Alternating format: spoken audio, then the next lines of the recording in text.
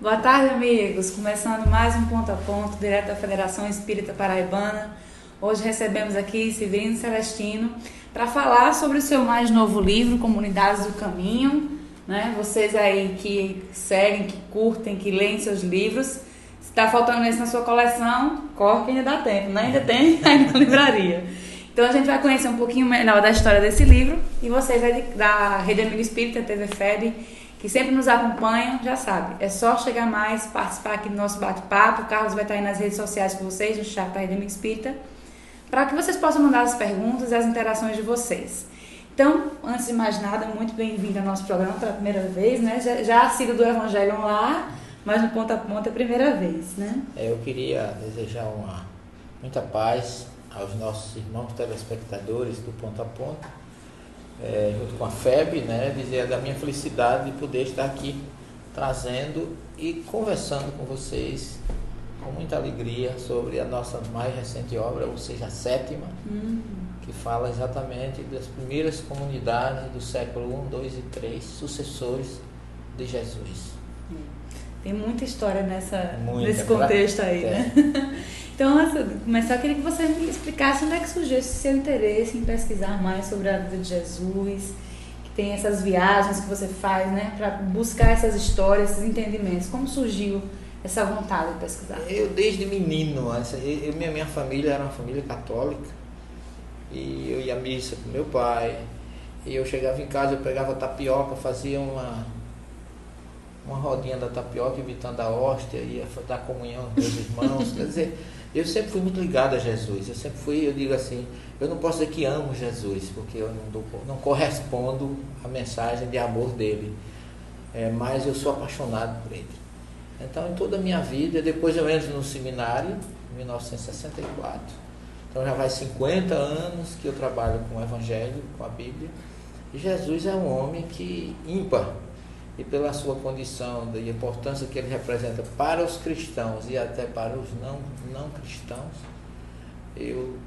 há 50 anos que eu sigo o Evangelho na Bíblia, estudando os textos originais, o Velho e o Novo Testamento, ou seja, a primeira e segunda e terceira revelação há 35 anos como espírita.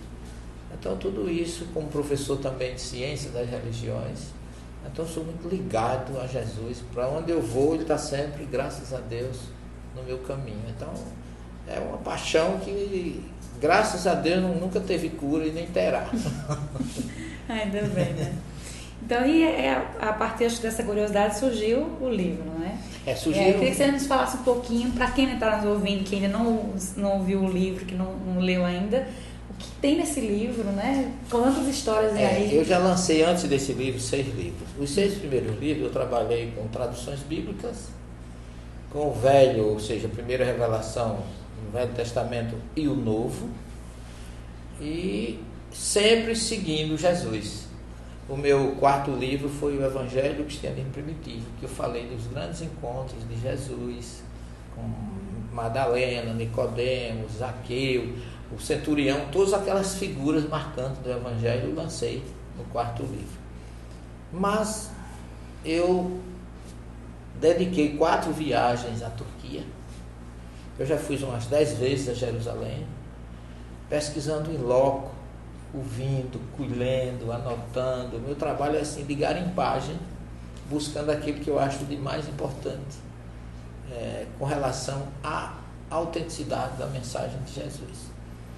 E esse livro surgiu por uma coisa muito interessante. Eu descobri, nas minhas reflexões, através do Chico Xavier e de outros estudiosos, que a história desse livro começa em Jerusalém, que ele começa depois da crucificação de Jesus. Crucificação, ressurreição.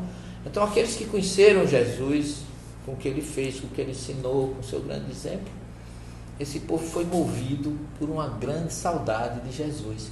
E, na verdade, eu acho que todos nós temos saudades de Jesus. E a saudade de Jesus é algo que faz você tentar fazer aquilo que ele pede.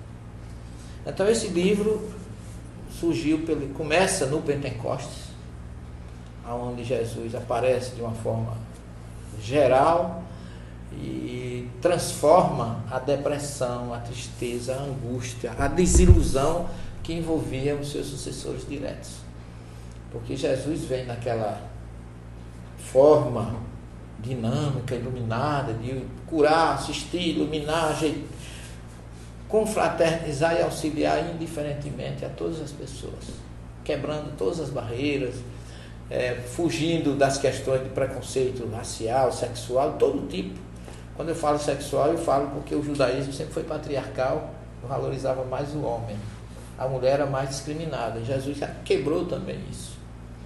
Então, quando Jesus, de uma forma inesperada, é crucificado, ficou todo mundo deprimido, triste. O líder maior foi destruído. E a gente vê que Jesus, sempre na sua infinita misericórdia, ele começa aos poucos a aparecer. Aqueles que ficaram, para dizer, olha, meu corpo morreu, mas eu estou vivo, eu estou aqui. E ele aparece em torno de umas 15 vezes, nos 40 dias que antecederam o Pentecostes, que foi uma festa de 50 dias. Mas aquela perda brusca do líder deixou todo mundo sem saber que rumo tomar. E você vê que a primeira aparição dele na estrada de Emaús, ali naqueles dois que estavam, Cleófas e Tadeu, eles encontram Jesus, eles nem conhecem, eles estavam tão decepcionados que eles disseram assim, quando Jesus se aproxima deles, eles dizem assim, você está sabendo o que aconteceu? Por certo, você não passou em Jerusalém. Quer dizer, estava se referindo à tristeza da morte de Jesus, porque cada um estava buscando um rumo, mas todos acéfalos. E aí Jesus começa a aparecer e a reunir todo mundo. E aquilo foi estimulando aquele grupo, levantando o ânimo de tal forma que no Pentecostes, quando ele chega, que envolve todos que estavam ali, o próprio Pedro, que o tinha negado 3 vezes, vai pregar o Jesus ressurreto, o Jesus que não morreu, no templo de Jerusalém. Quer dizer, Pedro foi um dos primeiros a ser abastecido por essa energia revigorante que Jesus trouxe para todos aqueles. E aí aquilo surgiu como uma cascata, foi envolvendo a todos. E vem então, por conta disso, a adesão de outras pessoas, e uma figura que marcou muito, muito, muito esse período foi o marco, vamos dizer assim, o diácono Estevão. Porque diácono é uma palavra grega que significa serviçal. Porque eles acharam que estava a primeira comunidade, daí porque a gente chama isso aqui comunidade do caminho, que é uma denominação que está na obra de Paulo e Estevão, e que está também no livro de Atos, que, como Jesus disse, eu sou o caminho, a verdade e a vida, eles se titularam os seguidores do caminho traçado por Jesus. Então, essa comunidade, ela começou em Jerusalém.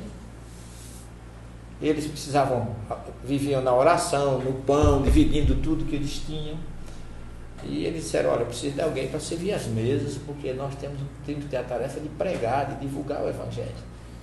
E aí escolheram 7 diáconos, entre eles 2 que se destacaram muito, foi Filipe e Estevão. E Estevão foi aquele que Jesus enviou para provocar separação entre comunidade primitiva e judaísmo. Porque a morte de Estevão foi um divisor de águas. Por quê? Porque indiretamente, com a morte de Estevão, foi chamado um grande vulto do cristianismo, que foi Saulo. Quando Estevão é apedrejado, Saulo começa uma perseguição intensiva, e aí ele é chamado por Jesus de uma forma diferente, na estrada de Damasco.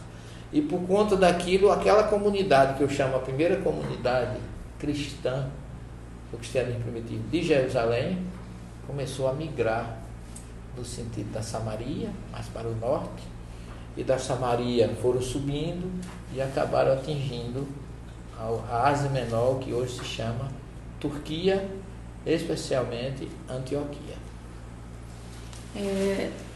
Na passagem do Monte das Oliveiras, eu acho que é uma passagem que marca todo mundo, né, quando se lê a Bíblia, mas ela tem um papel fundamental para o cristianismo, né? E eu queria que você nos explicasse qual é o papel do Monte das Oliveiras no cristianismo. Eu diria a você, querida, que o Monte das Oliveiras foi a raiz desse cristianismo, porque todo o ministério de Jesus na Judéia girou em torno do Monte das Oliveiras. E foi no Monte das Oliveiras que Jesus instituiu o Pai Nosso. E foi no Monte das Oliveiras que Jesus chorou sobre Jerusalém. Foi no Monte das Oliveiras que Jesus fez a sua última oração, que é chamada a oração da agonia, e aonde ele fez uma grande revelação, que muita gente lê o Evangelho todinho e não sabe, e não detecta a importância que está lá em João 17,5, quando Jesus, no capítulo 17, ele começa a dizer assim: Pai, chegou a minha hora.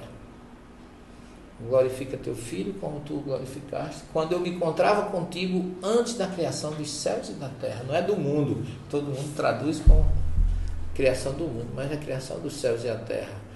Chamai-me Verharetz, no sentido de que céus e terra caracterizam o nosso planeta. Como está lá em A Caminho da Luz, Emmanuel falando que a terra foi colocada como se fosse no seu eixo gravitacional por espíritos superiores. E Jesus dá a entender que antes, Emmanuel diz assim, antes da terra ser habitada, uma pleide de espíritos evoluídos e iluminados colocaram a terra no seu eixo gravitacional, porque até aí ela não tinha condições de ser habitada. Então, na hora que os espíritos superiores colocam a terra no local de ser habitada, no seu eixo gravitacional, Jesus assiste isso junto com Deus e assume a condição de ser o governador do nosso planeta. Então, tudo foi projeto dele. E no Monte das Oliveiras ele aparece a última vez, aos 40 dias, lá no topo, onde hoje tem uma igrejinha lá, que é considerada a primeira igreja cristã do mundo, porque foi ali que Jesus foi visto, subindo, e ele disse que eles fossem esperá-lo no lugar de sempre. Esperá-lo no lugar de sempre foi exatamente no cenáculo, onde ele lavou os pés, onde ele realizou a última ceia e onde ele prometeu que enviaria um outro Consolador, que ele voltaria, ele enviaria alguém que iria consolar o tanto quanto ele consolou. E o Monte das Oliveiras foi um cenário assim, básico de tudo. Eu tenho o maior carinho por aquele monte, porque ele os profetas chamavam o sagrado monte de Deus. Não é que o monte seja sagrado, é que o fato de Jesus passar por ali o tornou santo. Só a passagem de Jesus naquele ambiente tornou aquele local santo, santo monte, como dizia Davi e outros profetas. E o Monte das Oliveiras, porque é um monte que fica pequenininho, de frente para o monte de Sião e Moriá, que aqui está a cidade de Jerusalém, é como se os dois montes se olhassem face a face. No meio tinha um vale, chamado Rio Cedron, e naquele vale Jesus atravessava, porque ele não tinha dinheiro. Ele passava o dia em Jerusalém e à noite ele vinha para uma gruta no Monte das Oliveiras, quando ele ficava com os discípulos, pernoitando, porque às vezes Jerusalém tem época que é muito fria, ainda é muito fria nessa época. Então, foi assim um monte que é onde você passa ali, é como se aquelas oliveiras falassem de Jesus. Essa sensação que eu tenho quando vou ali. Então, foi para mim a raiz de tudo.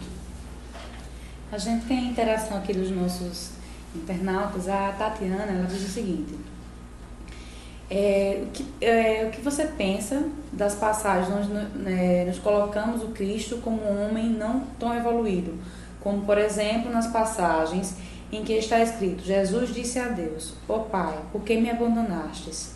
Ou na passagem em que Jesus se irrita no templo dos doutores da lei e sai quebrando tudo, ou até na passagem que diz que Jesus foi tentado no deserto.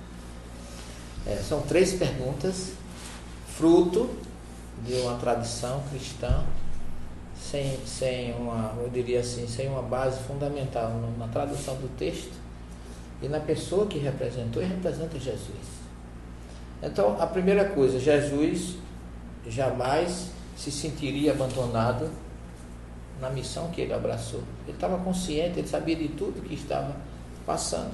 Então, aquela frase dele, famosa frase em hebraico, em aramaico, Eli, lama asvatani, ou Eloi, Eloi, lama sabachthani, é uma frase que está no Salmo 22, que coloca Jesus como se dissesse assim: olha, o profeta Davi, na sua grande profecia do Salmo 22, falou que alguém iria se sentir abandonado na cruz.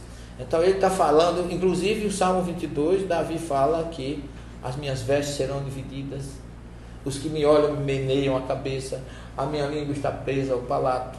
Alguns teólogos dizem até que Jesus não disse a primeira frase, ele recitou o salmo inteiro. É tanto quando ele diz Eli, Eli, a palavra Elial em hebraico, que significa Elias, muitos estavam ali, ele chama por Elias, não, ele estava repetindo as palavras de Davi. É até o que a Margarete Amaral estava aqui nos perguntando justamente sobre essa passagem, você captou a ideia dela aqui. Então, na verdade, o Salmo 22 foi um momento de iluminação que Davi teve, de prever aquilo que iria acontecer. Como o Velho Testamento, ou a primeira revelação, todos já conheciam esse Salmo de Davi. Jesus diz assim na cruz: eu sou aquele de quem Davi falou no Salmo 22.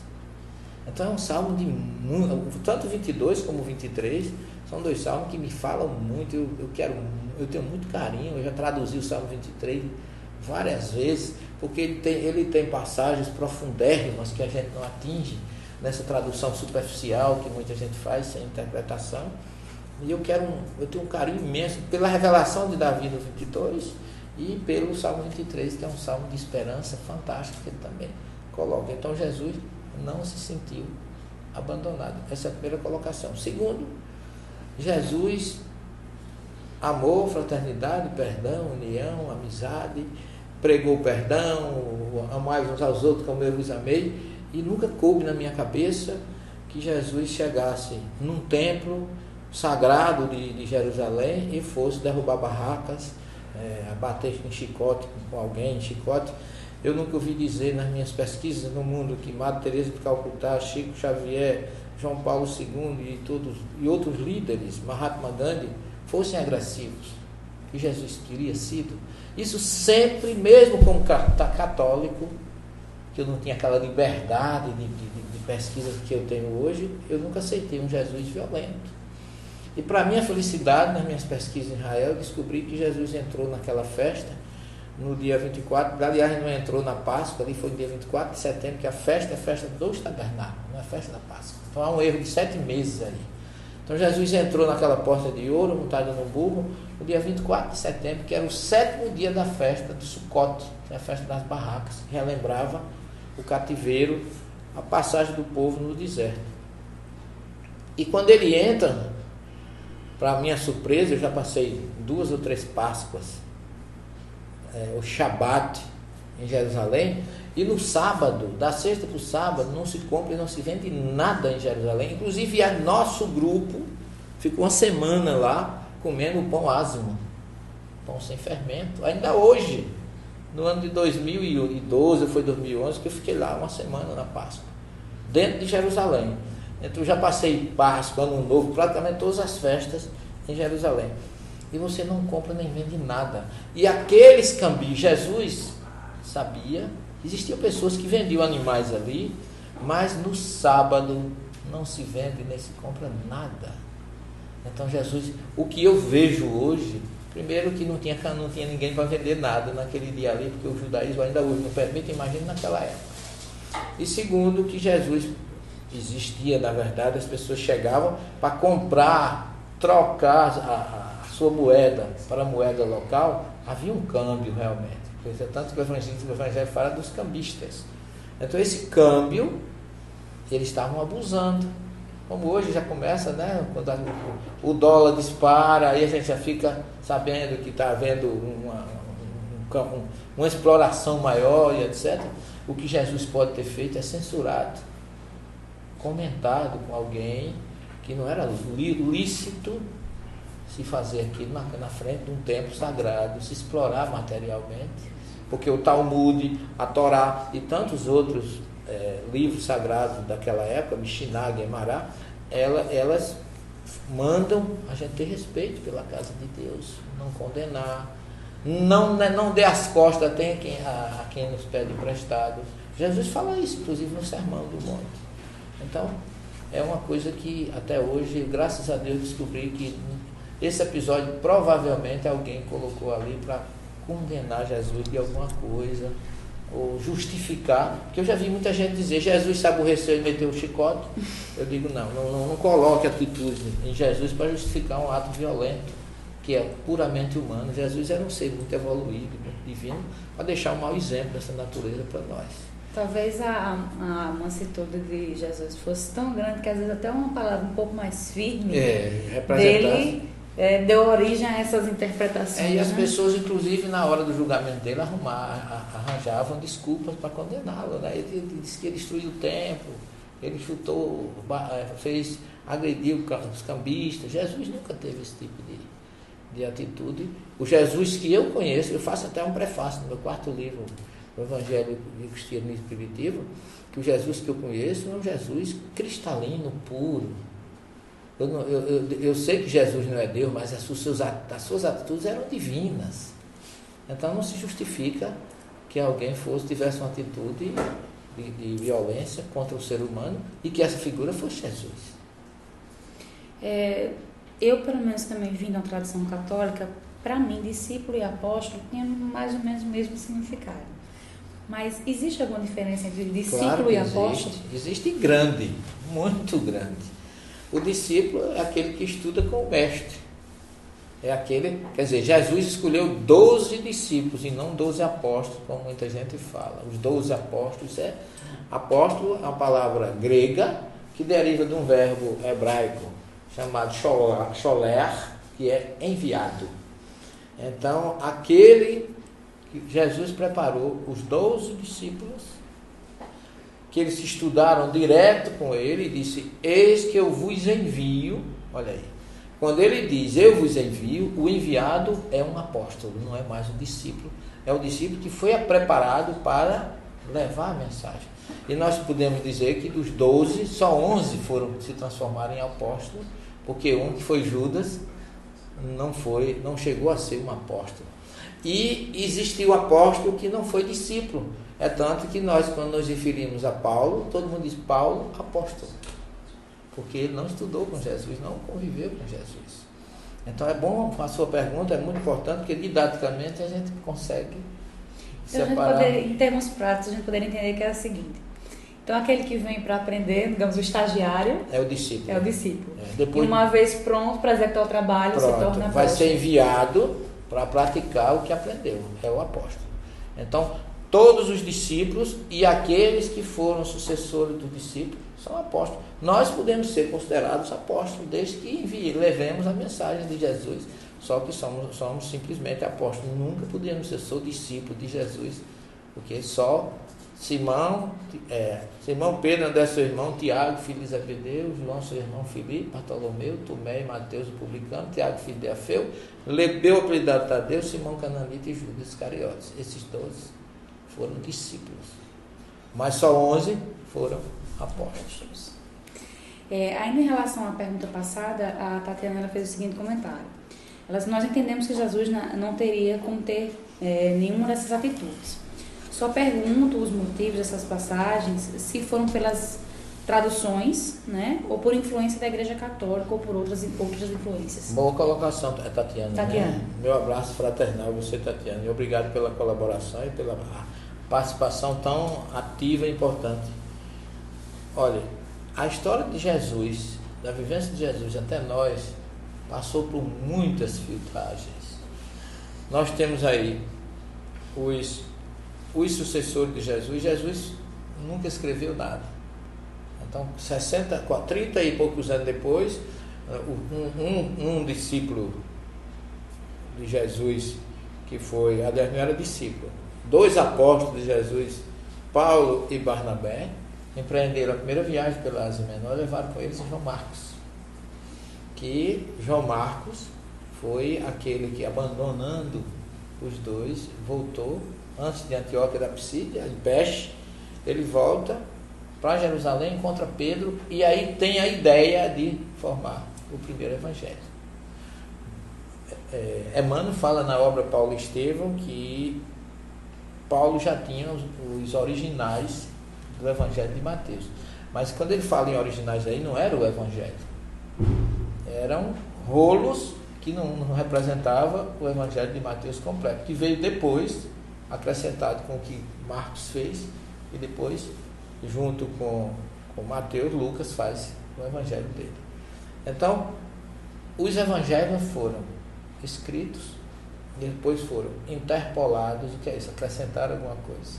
Depois foram tirados também alguma coisa, e por cima ainda foram mal traduzidos. Eu não estou dizendo com isso que o Evangelho não tem valor, porque o que ficou, apesar das alterações, ainda é suficiente para a gente chegar a Jesus, mas muita coisa foi alterada. Daí porque muita gente acha que Jesus foi violento, que Jesus chamou alguém de hipócrita. Hipócrita é uma palavra grega, Jesus não falava grego, nem pregava em grego para ninguém. Jesus falava numa palavra hebraica chamada Hanef. Hanef não é hipócrita em grego. Hanef é aquele que faz uma coisa, diz uma coisa e pratica outra. É o bajulador, é o incoerente. Por isso que Jesus chamava ele de sepulcro caiado. Então, imagine depois adesido, ou aderido, ou acrescentado a tudo isso. Infelizmente, a partir do ano 325, entra Roma com Constantino e se tem o primeiro concílio, considerado concílio ecumênico, que foi na cidade de Nicéia, bem pertinho de Istambul, lá na Turquia, e outros em Éfeso, e que são, ou depois na própria Istambul, que era a antiga Bizâncio, depois Constantinopla, o primeiro e o segundo concílio de Constantinopla, foram terríveis. Então, esses concílios colocaram o que quiseram e tiraram também o que quiseram. E aí o Evangelho passou a ser, a partir daí, foram criadas coisas na igreja que não era necessário. E a gente vê que houve muito interesse político. Eu diria que o Império Bizâncio foi assim, uma coisa muito útil na difusão do cristianismo, porque era um império muito grande e Jesus sabe como utilizar suas coisas. Utilizou Paulo e os romanos, que eram os poderosos daquela época. E o Império Bizantino todinho divulgou o cristianismo, mas não divulgou Jesus, mas não divulgou o cristianismo. Essa é o que a gente pode concluir hoje. É mais ou menos respondendo aí o que Tatiana nos colocou. Que a Tatiana colocou. Outra questão que algumas pessoas questionam é que após a sua morte e a sua crucificação, que Jesus apareceu primeiro a Maria de Magdala, em detrimento à sua mãe, né, ou alguns dos seus apóstolos. Então, por que essa aparição primeiro a Maria de Magdala? Primeiro porque Maria de Magdala, eu acho hoje, depois de meus humildes e grandes buscas do Jesus que eu quero, que eu conheço, que é o Jesus autêntico, Maria de Madalena, ou Miriam de Migdalo, foi mais importante que todos os discípulos juntos. Maria, primeiro, é uma injustiçada que nunca foi prostituta. Foi uma mulher que vivia, mas nasceu numa cidade que tinha uma fama, por uma cidade de muito comércio. Migdalo fica ali às margens do Mar da Galileia, uma cidade de muita cultura, vamos dizer assim, de muita riqueza pela pesca que representava. Era um centro de distribuição de peixes e corria muito dinheiro. Onde tem muito dinheiro tem corrupção, tem. E as mulheres dali adquiriram fama. Se você dissesse que qualquer mulher que fosse de Migdalo, que a palavra traduzia-se como Madalena. Madalena não é um nome, é uma identificação de uma cidade, tá certo? É como se eu dissesse assim, eu sou um pessoense, tá certo? Porque eu hoje sou cidadão de João Pessoa, eu sou um pessoense, mas meu nome não é pessoense. O nome de Madalena, que todo mundo chamava, era Miriam de Migdalo. Por quê? Porque ela não era casada. Ela não era casada, não é porque ela fosse prostituta, não. É porque ela não casou. A opção dela foi seguir Jesus, depois que conheceu ele. Agora, existiram muitas, porque eu quero deixar isso bem claro, que existiram muitas mulheres que seguiram Jesus, que eram prostitutas. Mas não é do Evangelho de Marcos, que está falando lá na cruz, e de Lucas. Porque ele diz assim, estavam aos pés da cruz. João, Maria de Magdala, aquela de quem Jesus expulsou 7 espíritos. Não fala nunca que ela era prostituta, ela era uma obsediada e não uma prostituta. Então, nesse sentido é que existem muitos espíritos que através de Divaldo, através de muitos outros, trazem histórias de mulheres que foram prostitutas. Inclusive, essa confusão todinha começou com um Papa, Gregório o Grande, que ele confundiu, ele colocou numa carta, que eu coloco até no meu livro, no 4º livro, o Evangelho Cristiano e Primitivo. Ele disse assim: aquela pecadora que lavou os pés de Jesus com suas lágrimas, enxugou com seu cabelo, não é mais nem menos do que Maria de Madalena. E não era.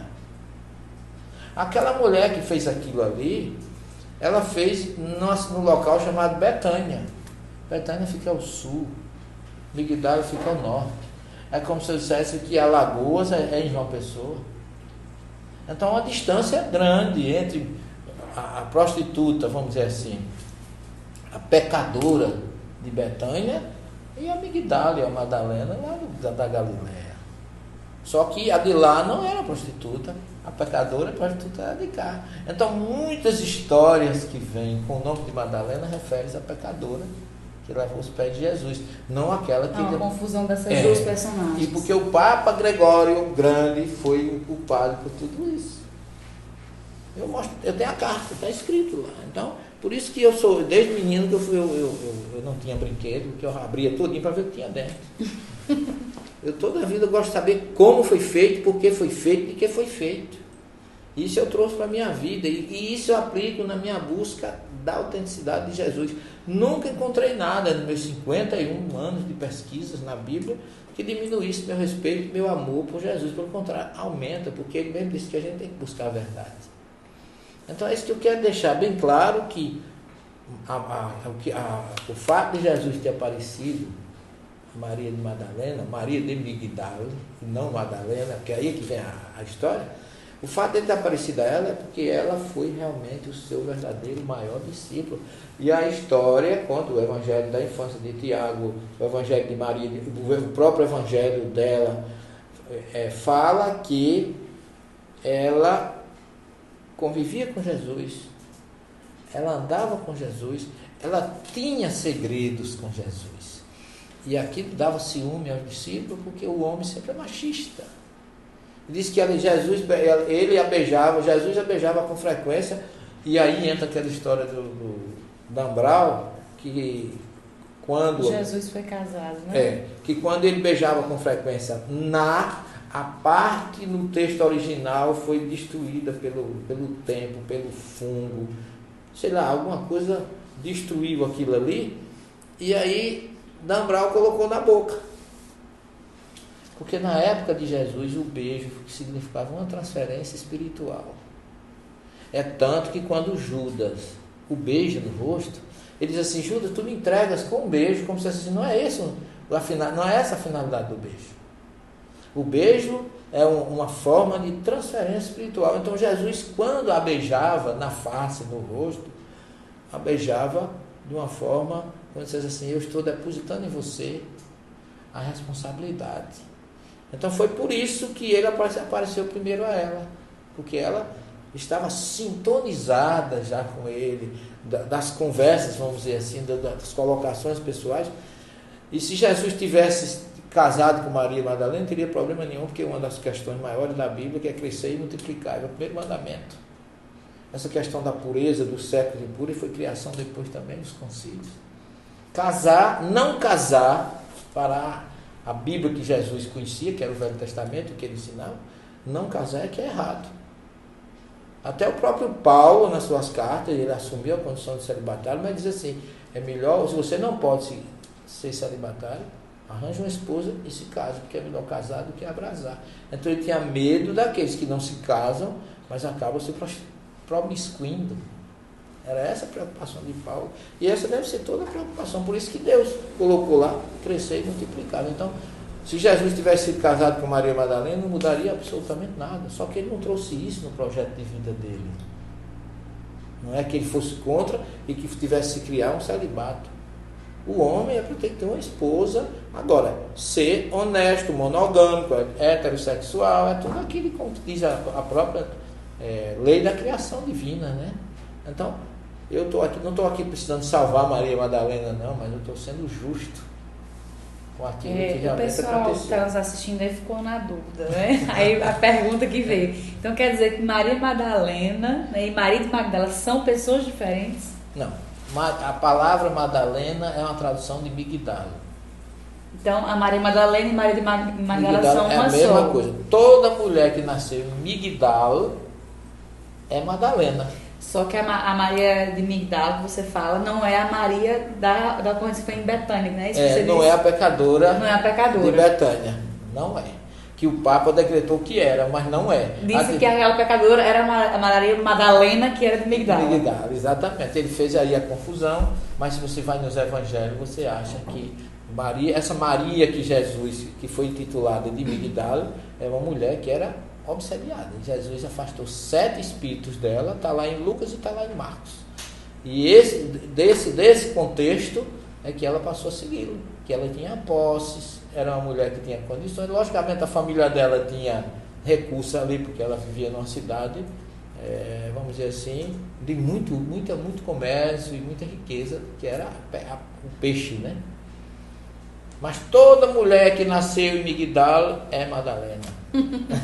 Mas nem toda ela é prostituta. Eu acho que agora ficou claro, pessoal. Né? Jesus tinha muitos perseguidores, mas ele apareceu para um, que foi Paulo de Tarso.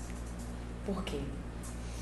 Eu não diria que Jesus era perseguido por Paulo. Veja bem. A história de Paulo é muito bonita. Eu estive na cidade de Tarso já 3 ou 4 vezes. E é uma cidade... Esse homem foi... Veja bem, ele foi escolhido. Ele tinha que ser quem ele era. Fariseu. Todo fariseu é radical. Paulo era fariseu, da tribo de Benjamim. Era um grande conhecedor da Torá. Você veja que Jesus intuiu os discípulos até dizer assim: quem vamos escolher para levar a nossa mensagem fora de Jerusalém? Que tinha que ser alguém que conhecesse muito bem a Bíblia. Tinha que ser alguém com uma capacidade de persuasão muito grande. Tá certo? E de um raciocínio rápido. Lógico, é profundo. E Paulo era tudo isso. Então Jesus o escolheu porque ele se enquadrou no perfil daquele momento que Jesus precisava. Você quer ver uma coisa? Paulo chega em Atenas, capital da Grécia, o centro do poder, da filosofia, do ouro, da corrupção. Ele encontra tudo ali. E ele que vem trazendo desde Antioquia uma mensagem dele. A primeira viagem ele não foi nem para a Grécia. Ele voltou. Não chegou nem aí à Grécia. Mas na segunda ele também não queria ir, mas foi convidado a ir. Por um espírito, fenômeno mediúnico maravilhoso, que diz: vai à Macedônia. Aí ele atravessa o Mediterrâneo e vai para o outro lado. Mas quando Paulo chega na Grécia, ele fica escandalizado com o tanto de ídolos que ele encontrou lá. Ele pegava um monoteísmo. Mas veja Paulo como era. Eu estou querendo dar só um exemplo entre os vários. Aí ele chega e encontra Deus disso, Deus daquilo, Deus de tudo que era, coisa que você imaginasse que um Deus. E ele começa a dizer que não existia ídolos em mármore, em prata, em pedestais, não existia Deus. Mas ele estudou, era tanto Deus que tinha em Atenas, que tinha lá uma estátua ao Deus desconhecido. Aquele que não fosse conhecido tinha uma estátua para ele. Agora olha a capacidade de Paulo. Paulo chega no Areópago, onde estavam os filósofos estoicistas, os epicuristas, toda a filosofia estava a nata. E Paulo chega lá e diz assim: olha, eu vim trazer para vocês o Deus desconhecido. Isso é uma pessoa muito sábia para ter ou muito assistido por Jesus para ter uma atitude dessa. Vocês têm inúmeros deuses aqui e tem um desconhecido, pois eu vim trazer o Deus desconhecido, que é o maior e é o único, que se chama Jesus o Cristo. Quer dizer, um homem desse tinha que ser realmente bem escolhido, que era letrado, estudioso, um dos maiores discípulos de Gamaliel, um homem que estava candidato à presidência do Sinédrio, um homem de força, de poder, mas que virou, Jesus chega na vida dele e ele se transforma da água para o vinho. A transformação dele foi tão grande e tão brusco que ninguém acreditou, mas nós precisamos de alguém que vá levar isso para Ásia. Quem? Paulo.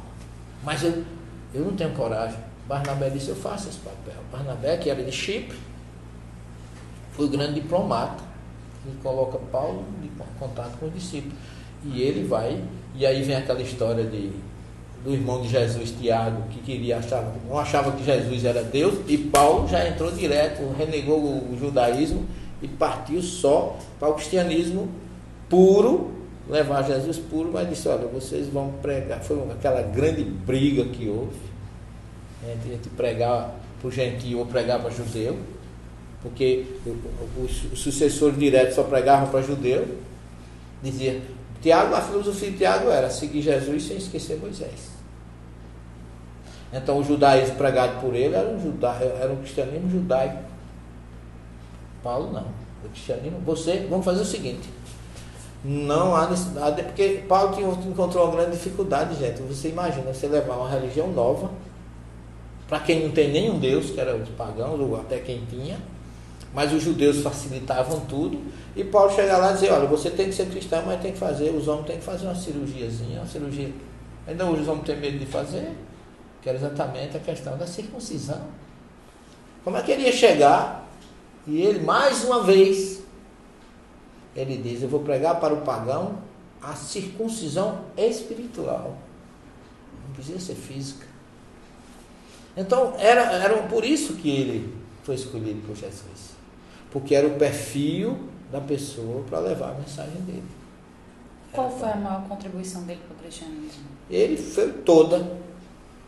Eu diria para você que, historicamente, veja bem, até o ano 62, o cristianismo em Jerusalém era um cristianismo judaico-cristão pregado por Jesus, pregado por Tiago, irmão de Jesus, e toda a comunidade de Jerusalém. Só que em 62 Tiago é morto.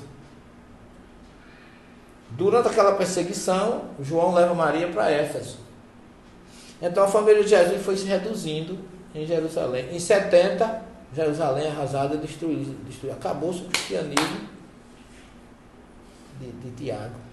Aquela visão judaico-cristã acabou.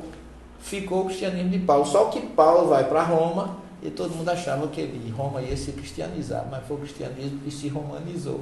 Igreja Católica Apostólica Romana, porque a política entrou, e o cristianismo de Paulo foi um cristianismo realmente puro e autêntico, mas foi alterado por questões de interesses pessoais, né?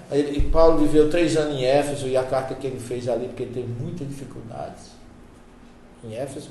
Eu já fui em Éfeso umas 4 vezes. Mas depois de Pompeia, foi a cidade que eu vi assim, mais impressionante em termos de ruínas do mundo. Foi Éfeso. E Éfeso tinha um poderio muito grande, porque era como fosse, depois de Antioquia, era a cidade mais importante daquela região do Mar Egeu. Tinha um grande porto, tá certo? Tinha a maior biblioteca, era de Éfeso. Então, era uma cidade que tinha muito rica, e assim como todas as cidades, Paulo viveu 3 anos ali. Só que Paulo, mais uma vez, demonstrava a sua capacidade de raciocínio.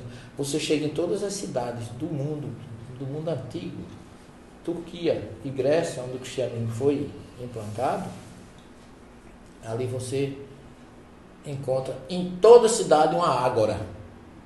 O que era as pessoas que traduzem a ágora como praça, que é a palavra grega que é traduzida como praça. Mas a ágora, na verdade, era um shopping center da antiguidade. Por quê? Porque a ágora era um quadrado, não era? É a primeira praça quadrada que eu vi na minha vida. Então é quadrado. Cada lado daquele quadrado tinha lojas. Para quem tinha condições de ter uma loja estabelecida. E no meio ficava os vendedores ambulantes. E ficava as pessoas da sociedade Porque na Ágora tem uma coisa chamada epidauro. O que era aquilo? Aquilo ali era como se fosse uma espécie de um jornal, que a pessoa chegava e botava o que queria, divulgava o que queria, porque não existia jornal, não existia nada. E ali era um centro cultural. Ali vinha gregos, vamos dizer assim, gregos e troianos, no sentido de que ali vinha gente de toda a cidade, de todos os níveis sociais, de toda a classe. E era ali que Paulo pregava. Foram nas ágoras da Grécia de Atenas, Corintos, onde ele foi auxiliado por aquele casal que tinha sido expulso de Roma, e foi em Atenas e Éfeso, principais ágoras onde ele. Em Éfeso ficou 3 anos. Agora Paulo era tão inteligente que ele, a loja dele, eu estive lá no local, na ágora de Éfeso, já várias vezes, pesquisando, olhando a estratégia de Paulo. Éfeso tinha três saídas. Uma pelo lado oeste, que dava num lugar bem diferente. Outra que saía mais para o norte, e uma saída para o porto. Que era qualquer coisa, Paulo ficou com a loja dele na Ágora, na saída da avenida que dava no porto, qualquer coisa ele... E foi assim que ele escapou do famoso episódio de Demétrio, ourive de Éfeso, onde ele começou a pregar que Deus não estava em estátua, e lá tinha os ourives que viviam da deusa Artemisa, deusa grega, e eles faziam peças, joias, em homenagem, e Paulo acabou com aquilo, e Demétrios criou um movimento para apedrejar e matar Paulo, e foi a única vez que Paulo, uma das vezes que Paulo foi preso em Éfeso, que todo mundo diz, a gente escuta na história, Paulo foi preso em Éfeso. Não, Paulo foi salvo em Éfeso, porque se ele não fosse preso, ele teria sido morto. Então o governador, o representante, olha como Jesus foi magnífico, escolheu um cidadão, um judeu romano, porque como judeu ele conhecia a Torá, como romano ele tinha defesa política. Aonde ele chegava, que ele dizia, eu sou cidadão romano, depois que ele apanhou, que foi surrado, que ele, quando chega em Cesareia, que amarraram ele para dar uma surra nele, ele diz assim, é lícito bater no cidadão romano sem um julgamento? Você é romano? Sou. Aí o cara ficou apavorado, foi chamar o cônsul lá, e disse, mas eu paguei uma nota preta para ser cidadão romano, você é cidadão romano? Eu nasci cidadão romano. Então ele era romano de nascença. Como é que o governador de Éfeso ia dizer lá em Roma que um romano foi morto por ourivos em Éfeso? Então foi uma prisão que ele sofreu, que o salvou. Então foi um homem realmente, eu diria, ele não foi perseguidor de Jesus. Aparece como a quem eu sou Jesus a quem tu persegue, essa frase é que coloca, mas Jesus o fez aquela conduta de perseguidor para poder o escolher. Mas era um homem intelectual, com poder, é tanto que se ele fosse judeu, ele teria sido morto por muito tempo, não teria levado a mensagem de Jesus. É tanto que quando ele é preso, que querem matá-lo, ele diz assim, não, eu quero ser julgado por Roma, eu sou cidadão romano. Outra personalidade é Jorge, soldado na Capadócia, que depois se torna São Jorge, um dos santos mais reverenciados do catolicismo. A que se deve tanta reverência a São Jorge? Olha, Jorge é uma figura realmente, eu diria que na Capadócia ele é mais conhecido que no Brasil. Só que Jorge era filho de judeus, né? Ele está enterrado lá em Jerusalém, lá em Israel. Jorge foi um soldado romano. Ele era filho de judeu, mas se tornou soldado romano. Mas ele conheceu Jesus. Foi tocado por Jesus. E foi desafiado várias vezes pelas autoridades. E existe em torno dele muitas lendas. Jorge é padroeiro de muitas igrejas no mundo. Inclusive, nos cultos afro-brasileiros, ele é cultuado como também uma entidade de muita força, com o seu dragão, né, que a história do dragão é muito interessante, que o Jorge conseguiu matar. Foi tentado várias vezes por mulheres bonitas. O imperador tentou demover o fato dele de seguir o cristianismo, mas ele foi um fiel, vamos dizer assim, a Jesus, depois de ter conhecido, e foi morto com muita honra pelo cristianismo. Você chega na Capadócia, onde você chega, os guias, histórias, mais história, cada lenda assim fantástica sobre Jorge e João, hein? João Evangelista é uma figura de muito destaque. O túmulo dele foi construído numa, vamos dizer assim, espécie de acrópole de Éfeso. A tumba de João é uma das mais festejadas naquela região. E ninguém muitas vezes nem acha que João tenha morrido naquela região. A gente tem mais uma participação aqui, a Shelly Jane Figu, que nome diferente. Ela diz assim: Jesus não olhava a pessoa pelo que ela fez ou fazia de errado, mas sim o seu íntimo. Sempre o que a pessoa tinha de bom, e por pior que fosse, sempre havia uma centelha de luz dentro do ser. Justamente, ela está falando em relação à escolha de Paulo de Tarso, né? Exatamente. Era a figura do ponto de vista espiritual e material. Ele tinha todas as qualidades. E hoje eu lhe digo, hoje a gente tem que concluir que se não fosse Paulo, não existia cristianismo. Porque os discípulos dele pouco fizeram com relação a divulgar o cristianismo de Jesus. Fizeram muitas coisas, mas ali circunscrita a Jerusalém. Mas para levar... Você sabe quantos quilômetros Paulo de Tarso percorreu levando o cristianismo? 12.000 quilômetros. Tem ideia do que significa isso? Vá andar naquela região. Eu já cortei a Turquia 4 vezes de onde já rodei quase 7.000, 8.000 quilômetros dentro da Turquia. Não é fácil. Não é fácil fazer aquilo naquela época, para você sair de Antioquia, com aquelas perseguições todas, na chamada Porta da Síria, que são 2 montanhas, a cadeia do Taurus, quando ele chega ali em Antioquia, ela se divide, só tem uma saída. Ali havia grupos que assaltavam, e Paulo foi assaltado, dormiu em caverna, foi apedrejado, foi surrado, e hoje eu fico, de uma certa forma, surpreso, quando eu escuto pessoas que querem que Jesus seja seu guarda-costas. Jesus vai fazer isso para mim. Ele não faz mais nada. E Paulo nunca reclamou pelos sofrimentos que passou. Porque esse seguidor de Jesus hoje, que quer que Jesus viaje com ele, faça o negócio do terreno com ele, ajuda a pagar o que está devendo com ele, esse tipo de pessoa, esse tipo de cristão, está muito desinformado com relação ao que é seguir Jesus.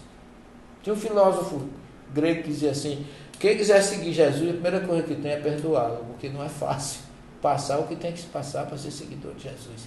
Eu digo a você, eu tenho passado para pedaços que eu não gostaria que ninguém passasse, porque eu tomei uma posição de defender a autenticidade da mensagem de Jesus. Isso fere a muita gente. Eu fiz um programa de TV agora, depois de 99 para 2015, dá 16 anos, né? Que eu lancei o meu primeiro livro, porque havia uma corrente dizendo que eu não sei hebraico, que eu sou um herético, que eu sou um charlatão. Aí eu tive que agora, no começo do ano, eu fiz um programa mostrando meu certificado de diploma de proficiência no idioma hebraico. Não para me exibir, porque eu não preciso, mas para dizer que quando eu falo alguma coisa, eu tenho raízes e eu tenho base. E que eu não tenho interesse absolutamente de destruir a religião de ninguém. Eu respeito todas as religiões. Eu sou um professor de ciência das religiões, que acredito que Jesus, na sua infinita misericórdia, ele provê as pessoas de vários caminhos. E não é porque eu sou cristão que eu estou salvo, e quem é oriental, muçulmano ou hindu, não tem também a sua oportunidade. Jesus provê tudo. Então, não é fácil seguir Jesus. Agora, se você está sintonizado com ele, não tem dificuldade para você. Porque Paulo nunca reclamou. Eu podia dizer, eu não vou mais seguir esse homem não, eu estou apanhando aqui, sendo apedrejado por lá, não quero mais não. que Jesus é esse que não me defende. Não, pelo contrário. Ele, na sua carta, a sua última carta, aos Tessalonicenses, ele faz uma declaração: eu fui apedrejado, eu fui surrado, mas eu combati o bom combate. Para ele, o bom combate era defender e divulgar a mensagem de Jesus. Ao longo da história, o cristianismo como um todo foi muito perseguido. Só que o cristianismo, hoje, se a gente for olhar, apesar de todas essas perseguições, de todos esses questionamentos, de todas essas divisões, tomou grandes proporções. E como resistir a essas perseguições e tomar essa dimensão que hoje tem no mundo do cristianismo? Minha filha, eu vou lhe dizer uma coisa: Jesus chegou para ficar. Ninguém vai tirar ele do projeto dele, sabe? Agora, o homem é um ser muito curioso, porque eu vou dizer uma coisa a você: eu sou ocidental, tá certo? Mas eu caminhando na Ásia Menor, eu tive que refletir sobre uma coisa: é que aonde está a maior raiz do cristianismo está na Ásia Menor. A história viva que eu encontrei com essa obra aqui, com as minhas pesquisas, que eu tive a preocupação de fotografar a prática, a minha obra é uma obra que parece mais um atlas, porque todo fim de capítulo tem fotografia. Essa questão da perseguição do cristianismo é interessante, porque o cristianismo, me parece, quanto mais perseguido, mais ele cresce. Porque o cristianismo do primeiro século foi um cristianismo de perseguição. Foi um cristianismo de cavernas, de grutas. Para você ter uma ideia, a primeira comunidade que foi chamada de cristão, que foi em Antioquia, foi numa gruta. Lá no Monte Silves. Tinha uma gruta pagã, que depois Pedro se encontrava ali com o pessoal, e foi ali que eles receberam o nome de cristãos. Depois foi para Roma. Pedro vai para Roma, Paulo vai para Roma, ou melhor, Paulo vai, depois Pedro vai. E quando chega em Roma, eles vão viver dentro das catacumbas. A catacumba de São Sebastião eu já visitei 3 vezes, lá em Roma. Ela tem 36 quilômetros debaixo do chão. São 3 níveis de 12 quilômetros, cada um, em forma de peixe, que era o verdadeiro símbolo do cristianismo. O pão e o peixe. A cruz foi Constantino que trouxe. Mas o primeiro símbolo de Jesus, o pão da vida, e eu vos fazei pescadores de homens. Então eram os 2 símbolos que devem. Eu inclusive trabalho pela ressurreição desses símbolos. Eu sei que eu não tenho importância nenhuma, nem me julgo importante, mas eu deixo essa sugestão. Esse livro aqui tem um objetivo básico de ressuscitar o verdadeiro cristianismo de Jesus. Aquele cristianismo que viveu nas catacumbas, que no século I eles viviam ali dentro pregando. Eu já fiz oração lá embaixo, me emocionei demais. Eu não gosto, eu falo, ainda sinto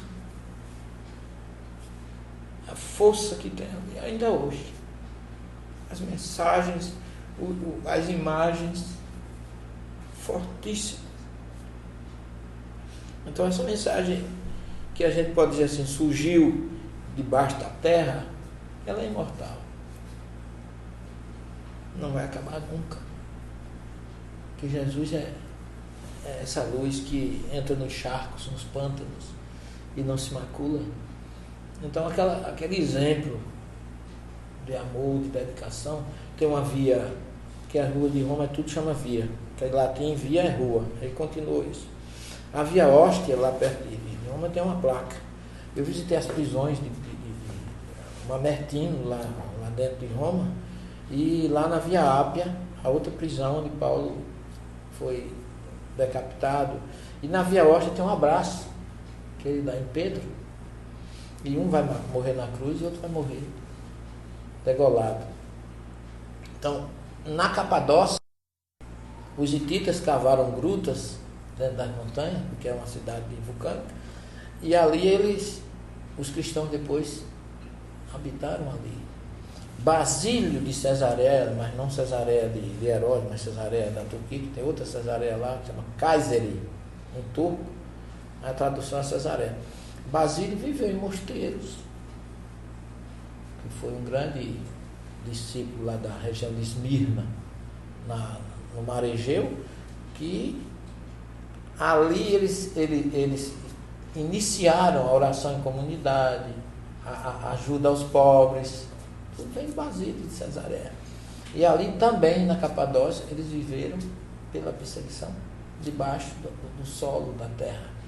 Então, os primeiros seguidores de Jesus, o chamada Era dos Mártires, deixaram para nós o exemplo de que seguir Jesus tem um preço.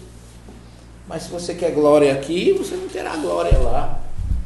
Porque a glória de Jesus é viver com Ele espiritualmente, e não materialmente. Eu lembro que o Chico dizia assim, quando dizia: Chico, você está tão velhinho, tão doente. Ele dizia assim: avisa aí os meus amigos que o meu corpo não está bom, mas o meu espírito está ótimo. Então ele sabia separar o material do espiritual. Você vê gente que não anda porque está com um dedo machucado, ou tem pressão alta. Quer dizer, doença física, ou então as pessoas que fui curado por Jesus, eu tinha uma úlcera, ser curado por Jesus é mudar. Ser curado por Jesus é ter reforma interior. Ser curado por Jesus é perdoar, é amar, é ser fraterno, é ser solidário. Isso é que é ser perdoado por Jesus, ser curado por Jesus. É você ter evolução interior. O corpo físico, para nós que somos espíritas, é uma roupa. Que a gente vai ter que se desfazer dela. E várias vezes. Ainda bem que o meu guarda-roupa está lá, cheio de muito. Eu estou só na fila para esperar as próximas. Todos nós. Todos nós. Pelo menos que a gente tem conhecimento, tem poucos relatos do que após a morte de Jesus aconteceu aos seus familiares, como Maria e José. A gente não tem, né? O que Maria passou a fazer, como foi a vida dela após essa despedida, essa separação do filho. Tem informações, você que pesquisa tanto? Olha, o que eu achei de muito interessante, que eu até coloco um capítulo nesse livro, com relação a Maria, é que naquela perseguição que começou a existir, João lembrou-se que Jesus tinha recomendado a ele na cruz que cuidasse: mulheres aí teu filho, filhas aí tua mãe. E diz o Evangelho que imediatamente João levou Maria para sua casa.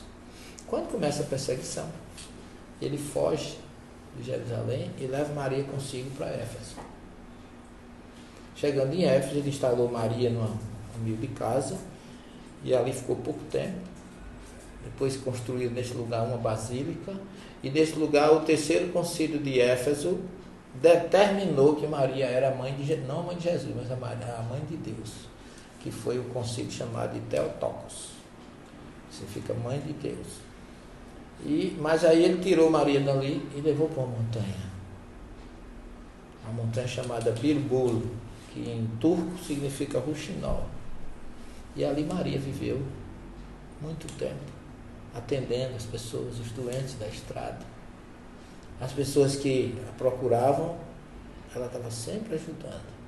Depois ela adoece, volta a Jerusalém, acharam que ela iria morrer, mas ela se recupera e aí volta para Éfeso, e lá ela ficou e atendeu até os últimos dias de sua vida ali. E essa história, no século XIX, 1800 e pouco, uma freira, Ana Catarina Emmerich, alemã, ela, num convento, ela começou a ter visões com Maria. E ela descobriu a distância lá da Alemanha, aonde narrava como era as ruínas da casa de Maria, em Éfeso. E foram lá e descobriram. Eu já estive lá 3 vezes. A última vez que eu fui, eu cheguei lá, a penúltima, entrei na casa de Maria. A emoção é assim, indescritível. Já foi visitada por Paulo VI, João Paulo II, Bento XVI e agora o Papa Francisco. Eles têm visitado aquela região. E quando eu saí da casa de Maria, incrivelmente, sem nem mais nem menos, encontro um frade, Frei Ézio, baixinho, da minha turma. Aí ele perguntou se eu era padre. Eu estava com aquele grupo. Eu disse a ele que já tinha estudado em seminário, mas que não era padre. Ele olhou para mim e disse: vem cá que eu tenho um lugar para você entrar no seu grupo. Aí tinha uma placa escrita em turco que era proibido a entrada de turista, mas ele me levou para lá, com todo o grupo. De repente eu estava dentro de uma capelinha, com uns vitrais de Maria, um ambiente assim muito agradável. Aí eu disse assim: Frei Ézio, o senhor dá uma bênção para nós? Aí ele olhou o relógio assim, parece que tinha um compromisso, não sei o que era, mas ele disse assim: só um minutinho. Foi lá, colocou a estola, voltou, disse: vou dar uma bênção do Santíssimo, agora você venha me ajudar. Sim, senhor. Ele abriu o Santíssimo, juntos, o grupo todo sentado, ele disse assim: cante alguma coisa. Eu tinha sido seminarista, como fui, e toda quinta-feira tinha a bênção do Santíssimo aqui no seminário, ali de São Francisco.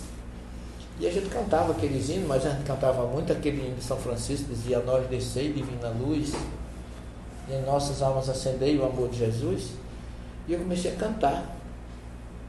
E comigo o grupo, e de repente estávamos todos entre lágrimas dentro da igreja. A energia era assim uma coisa indescritível. Uma coisa, eu não sei dizer a vocês como é que eu estava. Quando terminou, ele me chamou para fechar o Santíssimo com ele. E assim, a minha sogra, que eu chamo de mãe espiritual, era filha de Maria. E ela estava lá, em espírito. E eu creio que foi ela que deu aquela abertura para a gente ir ali fazer aquela saudação a Maria. Quando terminou, ele disse: se alguém quiser banho, porque ele falando italiano, né? E eu falando italianês, eu misturo italiano com português, mas a gente se comunicou direitinho. E aí ele disse: aqui tem banho, que era banheiro, se alguém quiser. Eu entrei, só que eu entrei, eu estava na suíte do Papa. Ele ofereceu o banheiro do Papa para a gente utilizar. Quando nós saímos, que eu saí da casinha, tirei uma foto com ele, que eu olhei, eu vi o mar Egeu à distância. E Humberto de Campos, na obra Boa Nova, capítulo 30, ele fala de que quando da casa de Maria se avistava o mar Egeu, no fim da tarde. E aí eu me transportei, naquele momento, para a narrativa de Humberto de Campos. Eu fiquei tão tomado que fiquei meio hipnotizado ali um certo tempo, refletindo e me lembrando que ele diz assim: certa tarde, Maria termina o seu atendimento, aleijados, doentes, e ela termina o céu. Aí ele usa até uma expressão muito bonita: o céu de Éfeso começou a se pontilhar de estrelas, e Maria começou a dizer: oh meu Deus, quanto sofrimento dos teus filhos, quantos peregrinos ainda nos procurar. Quando ela ouve uma voz de um peregrino, diz assim: mulher, cheguei. Aí ela olha e diz assim: oh meu filho, venha, mais um peregrino que Deus me envia. Mas aí ela para e diz assim: eu conheço essa voz não me é estranha. O peregrino a rodeia, fica de frente dela, estira as mãos, ela vê nas mãos os cravos, as marcas dos cravos. Se ajoelha e diz: meu filho, é você. Eu não me enganei. Essa voz não me é inconfundível. Beija dos pés, vê também a marca dos cravos, vê a marca da lança no peito e começa a chorar. O que fizeram com você? Se minha mãe sou eu vim te buscar. Eu vim te conduzir para o reino das bem-aventuranças que Deus, nosso Pai, preparou para aqueles que seguem a sua mensagem. Vem, minha mãe. Abraça Maria nos braços. E aí no dia seguinte, narra Humberto de Campos, o mensageiro vai avisar a João que Maria acabara de falecer. Ele vem, tem uma gruta lá perto da casa e coloca o corpo dela, lá em Éfeso. Então, quando eu terminei isso, lá na Turquia, nessa montanha, tem Bubu, significa Ruxinol, montanha do Ruxinol. Quando eu fui descendo para pegar o ônibus, eram as 8h30 da manhã, o Ruxinol estava cantando na montanha. Me emocionei tanto que eu desci a montanha entre lágrimas, vendo Éfeso lá embaixo e a casa de Maria ficando para trás. Engraçado que o turco chama Meriame, que significa Maria, nossa mãe. Eles têm o maior respeito, ainda hoje, inclusive os muçulmanos. A gente fica emocionado ouvindo essas histórias. Imagino você que vivenciou, né? Mas o nosso tempo já está estourado. E antes da gente finalizar, queria fazer alguma pergunta. Que nesse livro você conta essas histórias. Sim. De todas essas pessoas que contribuíram para a história do cristianismo.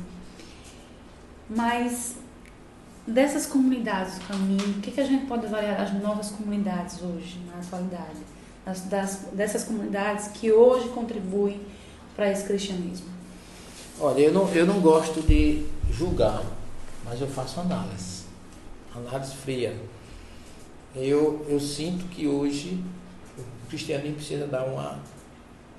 Eu bato muito isso no curso Ciência das Religiões, que aquele cristianismo que foi pregado por Jesus está esquecido.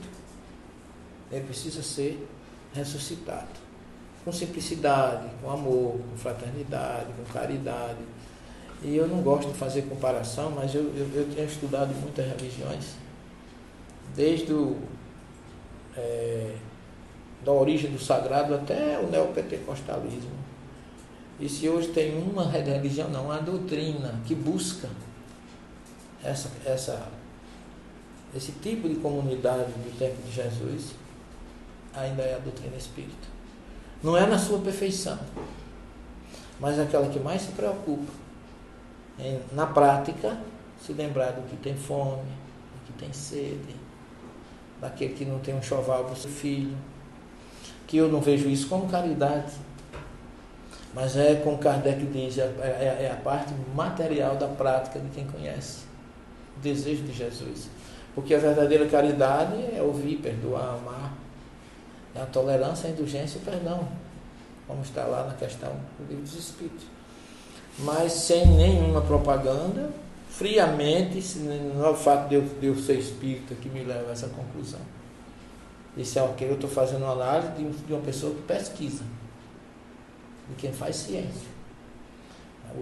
A doutrina espírita nos ensinou que a gente não deve viver de Jesus, mas viver para Jesus. Eu acho isso muito importante.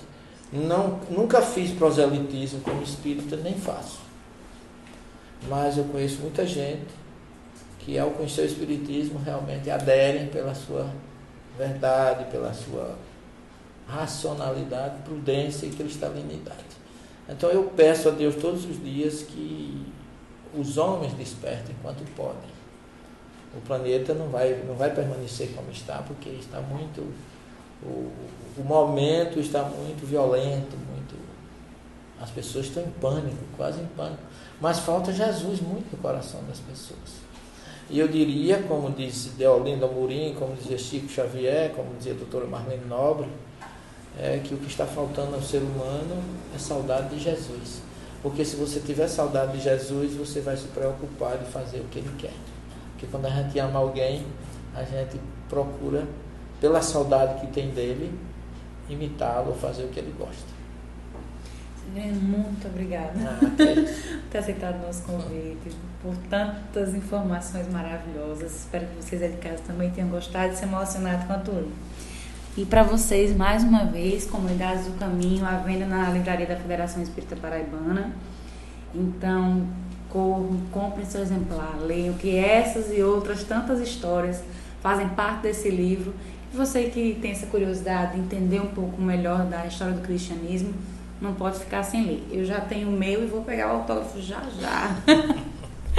Então, minha gente, só lembrando a vocês, quarta-feira, 21 horas, horário de Brasília, nosso programa Página Aberta. Na quinta-feira, também às 21 horas, o nosso Evangelho lá, e domingo que vem, às 17 horas, horário de Brasília, voltamos para o nosso ponto a ponto. Um grande beijo, uma semana muito iluminada, que o amor do Mestre Jesus possa estar com todos vocês. Até semana que vem.